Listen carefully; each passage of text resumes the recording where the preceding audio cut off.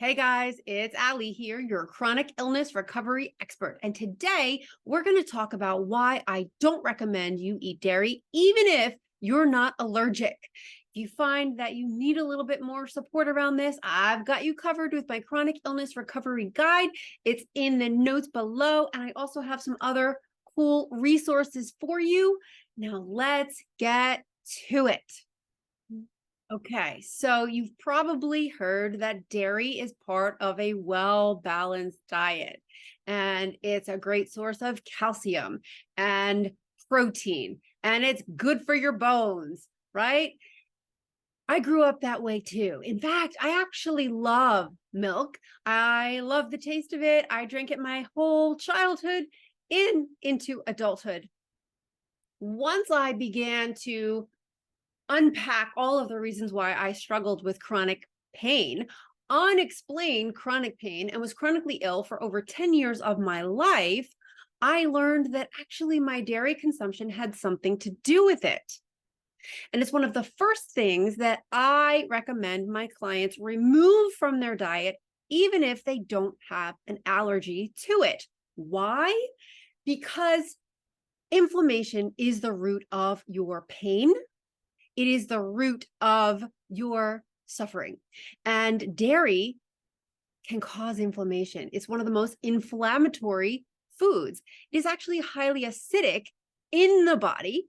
And in fact, this is so ironic because I grew up in the generation of the Got Milk campaign, where they talked about you need milk for a strong body and strong bones, and pass it on, got milk. And I was, yes, all about it. Of course, of course, of course. I was strong and I was healthy. Well, guess what? All of the countries that don't have the reliance on milk that we do in the United States have lower levels of osteopenia and osteoporosis. Why?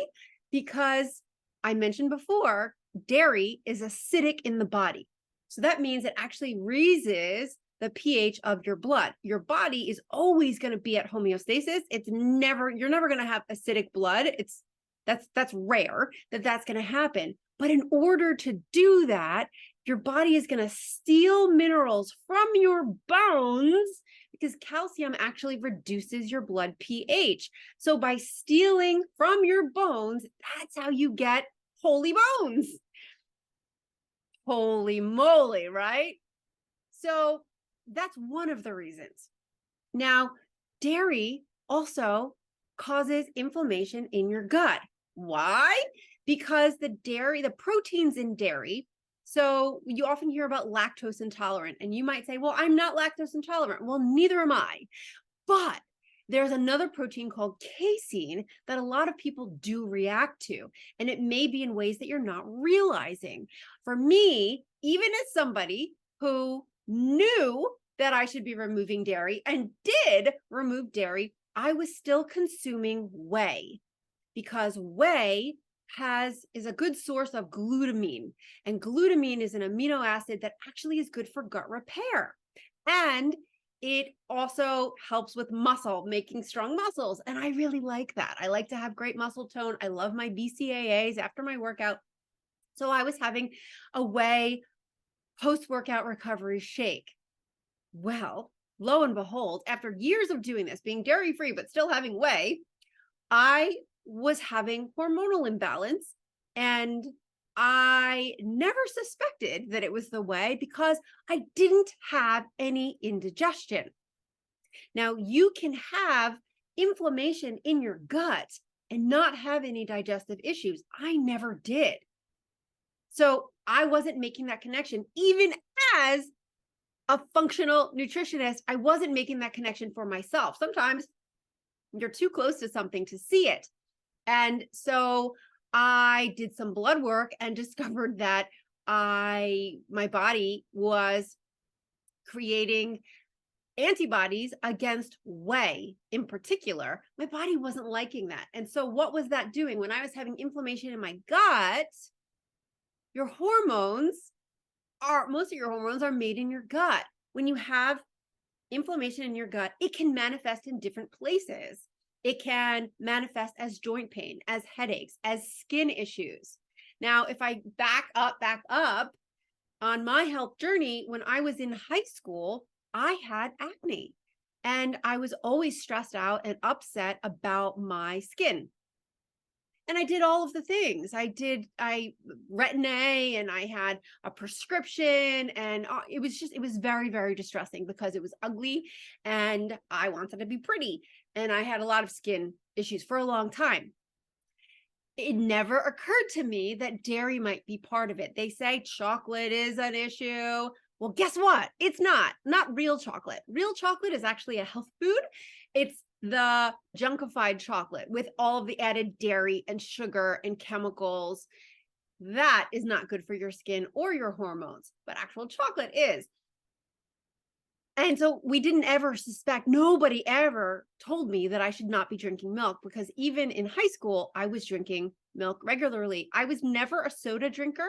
This is why it was so ironic that I had so many health issues, because I didn't think of myself as an unhealthy person, but I was doing a lot of unhealthy things, not realizing that I can do much better. Does this sound like you? If this sounds like you, I'm going to recommend you get the Chronic Illness Recovery Guide in the links below, because I walk you through a lot of the steps that took me 10 years to go through, but you don't have to do that in 10. You could do that in 10 days or less. So not 10 years. And the impact on my skin was because dairy, think about this. Let me ask you this. Why do we drink dairy in the first place? What milk? Why do we drink milk? Most mammals drink milk for about 1 to 2 years of their life. For some reason, we, throughout our adulthood, drink milk and milk products. And I don't know why that is, because the whole point of milk from a human, a cat, a cow, a goat, a sheep, is to feed their young, to help their young get big and strong. I had a baby. I breastfed my baby for just over 2 years. It made him big and strong. And now cow dairy is designed to grow a baby cow from 130 pounds when they're born to 1,500 pounds or 1,200 pounds, over 1,000 pounds. Is that what you're looking for? It's a growth hormone. That's what dairy is. Now, casein, one of the proteins that I mentioned before, one of the proteins is also very sticky. Like gluten, it's sticky. And so it actually can poke holes in the lining of your intestine, creating a leaky gut situation, which then can make you have sensitivities, an immune response to other proteins in otherwise healthy foods that are coming into your diet. So when you eliminate dairy from your body, not only are you not taking in growth hormone, you are not having an inflammatory response in your gut, and also you are contributing to better care of the environment and animals, because I got to tell you, most cows or most dairy that is out there in the marketplace is from factory farms, meaning that they are just pumping out milk.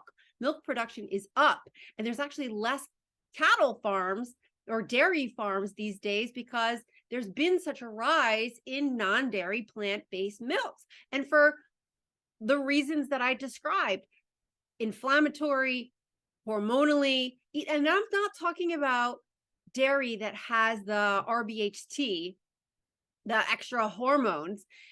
This is without added hormones. It is naturally a growth hormone, which is why so many people, and especially adolescents, will have skin issues, acne, because they're bringing in all of these hormones. And cows, because you're having baby growth hormone, and when you're an adolescent and you're already having this surge in hormones, and for women whose hormones fluctuate week to week to week during their cycle, it's really going to make an impact and create acne. It's going to create hormonal imbalance. You can have have more swollen breasts, you can have worsening cramps, you can have headaches. And so again and again and again, I recommend taking out the dairy.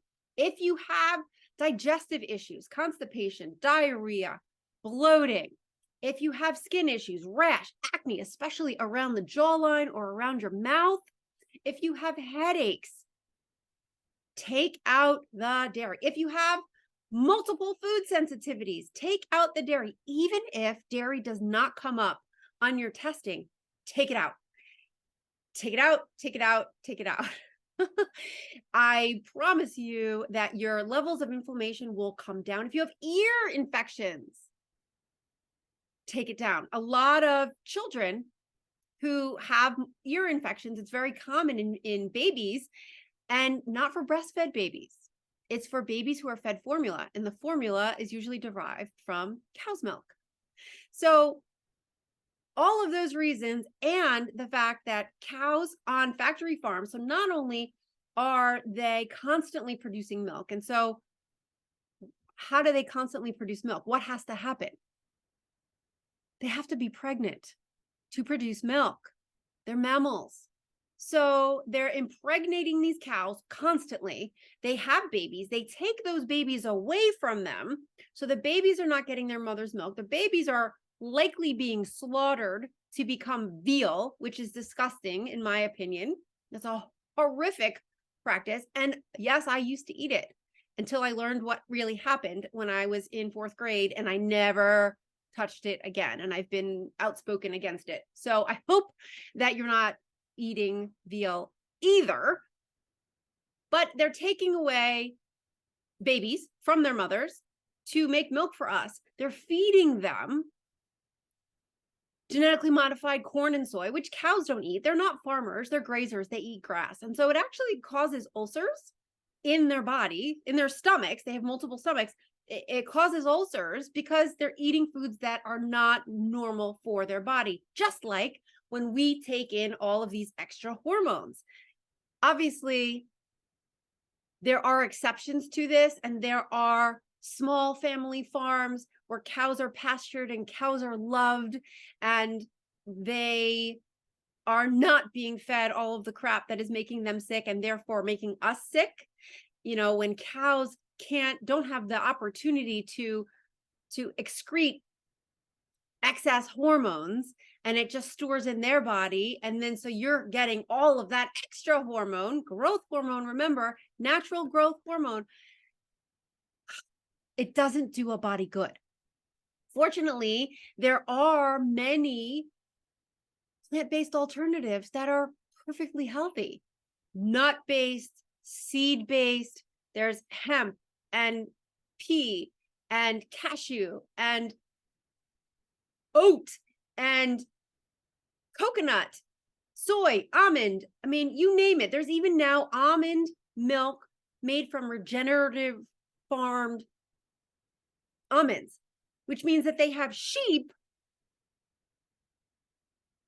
working the pasture that the almonds are grown in, because almonds typically have not been environmentally friendly in that they require so much water to grow.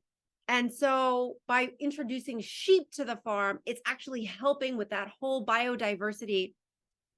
I highly recommend, if you can get regeneratively grown almonds and the milk that's derived from it, support that industry. Regenerative farming is better for the environment. It's better for the animals. It's better for you. Ultimately, that's what it's all about. Your body will be better served when the environment is also better served. It's a positive feedback loop. So if you have chronic illness, if you have any of the symptoms that I was describing, irritability, mood issues, headaches, digestive symptoms, PMS, hormonal imbalance, infertility, joint pain, acne, rashes, eczema, what else you got? Remove the dairy from your diet. You will be so happy. And you're going to say, Allie, but I love my cheese. I really want the cheese. There's also really good non-dairy cheese made from nuts and seeds or coconut or pea. and it's just so darn good, and it melts, and you can still have pizza, and you can still have, my God, you can still have chocolate and cake and cookies. It's just going to be different. Get the Chronic Illness Recovery Guide, and I'll tell you all about it, all the ways that you can up level all the things that you've loved your entire life and make it work for you. So it's not going to hurt your body. It's actually going to be part of your healing journey. So I hope that this has been helpful. If you have questions, I certainly want to support you, and make sure you grab my Chronic Illness Recovery Guide. I show you the exact steps you need to take to start to heal from your chronic illness. And this is just one of them. Thanks for watching. Give a like, give a share, comment below. I want to hear from you and what questions you have and what resonates with you most. Bye for now.